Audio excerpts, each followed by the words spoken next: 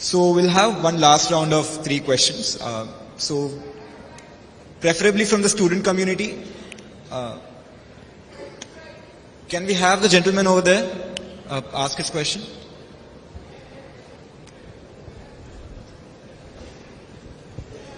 Towards the front.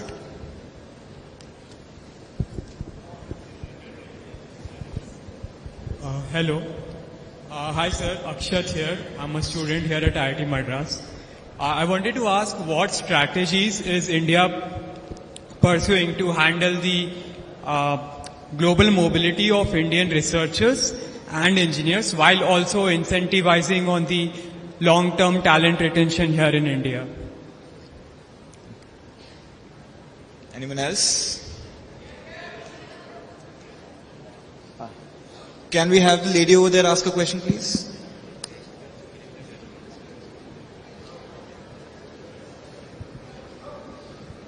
Good morning, sir. I'm Arshada, BTech undergrad from Mechanical Engineering Department.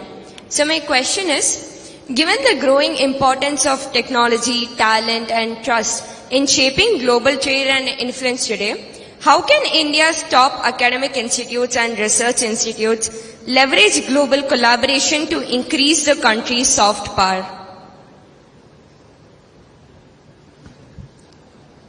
One last question. Give it to that guy, yes. Give it to that guy, yes, really. Students. Yeah, sure. Can we have the gentleman over there ask his question? Thank you so much, sir. So, most welcome to IIT-Madras. My name is Sher Ali Mumand. I am an international student from Afghanistan. Perhaps I am the only Afghan student here. And I was involved in proposing 4 projects out of 6 for the development of Afghanistan that you have discussed with Mr. Muttaqi in your recent meeting in New Delhi, and would be happy to be part of the implementation on the ground. My question is that how you would assess the recent outcome of your discussion with Mr. Muttaqi or Afghan leadership, and if the outcomes are excellent or successful, so how will you start visa and ICCR scholarship for Afghan students? I want to say I didn't know him and it wasn't a planted question. But there's somebody up there, I think I saw. We can take maybe one more. Yeah.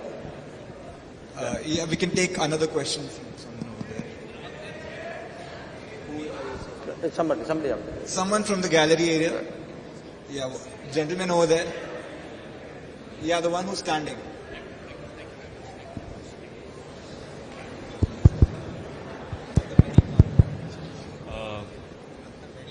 I'm speaking. Hello.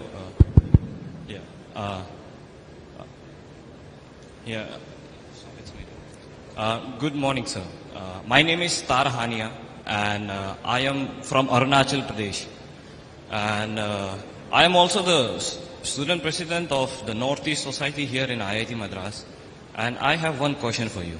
So my question here comes from China's behavior to the people specifically from Arunachal Pradesh. In this November 2025, there was a lady who was traveling to China and her passport was seized. She was considered and told that she was a Chinese citizen, and she was blocked in the airport itself. And this is not the only instance. In 2007, and also prior to that in 1980, there was one instance like this.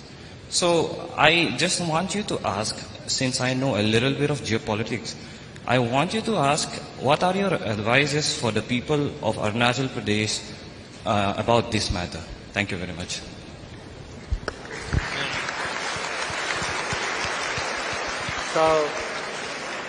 So let me start with the first question on global mobility of researchers.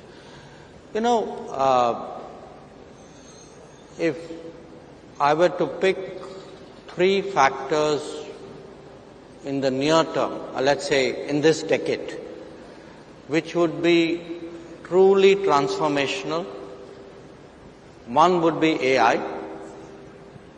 One would actually be demography. And the third one I still haven't figured out because it's probably a blind spot. But demography is one of the hugely underestimated factors today in the state of the world. Anytime you have some spare time, just look it up. There are going to be societies who are actually looking at a demographic cliff, who are going to struggle with even, forget even replacement rates, they are actually wondering how they're going to keep their economy going. Now, and this is happening at a very time when the other factor, AI, is going to create a very talent-centric existence where human beings will be repurposing themselves in a very potent way and in a very, very impactful way. So you have this very interesting conundrum. There is on one side a huge capability that is very visible. It's latent, but it's getting realized every day. But at the end of the day, yes, it requires compute, yes, it requires energy, but it requires talent. On the other side, you will have this very uneven talent pools, talent shortages. So how does the world actually try to balance out this spike in demand which is going to happen with the uncertain availability of it? And the only way is mobility. Now, mobility has issues because particularly irregular mobility can create backlashes. We have seen that happening in some cases. And again, on mobility, the social insecurities which are created by irregular migration, they counter the demands of the economy, the demands of technology. So you will have a scenario where, yes, there will be global mobility of people, but there will also be global mobility of tasking. That in many cases, enterprises or employers or people themselves will say, universities could say this, fine, you are in IIT Chennai, why don't I share this with you and why don't you work on this and let's see how it works between the two of us. So the tasking will also be far more mobile. Now in some cases you can't change it. If you're running an airline, you have to have somebody on a flight. On a cruise ship, you have to have. If you're running a hotel, you need people to manage the hotel. And by the way, each one of these jobs is today seeing enormous mobility. When I travel out, which I do a great deal, one big change I see is I see far more Indians today in different professions, in different positions than I have seen ever before in my life. Because that is one sign today of that demand and that mobility which follows. Now, when it comes to researchers, again, I don't think we should look at it as a zero-sum game. It's not like somebody goes out to work means we have lost them. Because experience has actually shown many of the people who've gone out have actually fed back in, triggered, they've been catalysts, they have been contributors, they have been pathways to building relationship. And this is the reality of it. The world will not be more autarkic. The world will be more globalized, but within the globalized, the really powerful centers will be, of course, more self-reliant. What will define a pole in a multipolar world is the pole, by its very definition, will be relatively much more self-reliant and sizable than competing nations. So I think this is the reality which awaits us. I see that trend actually growing.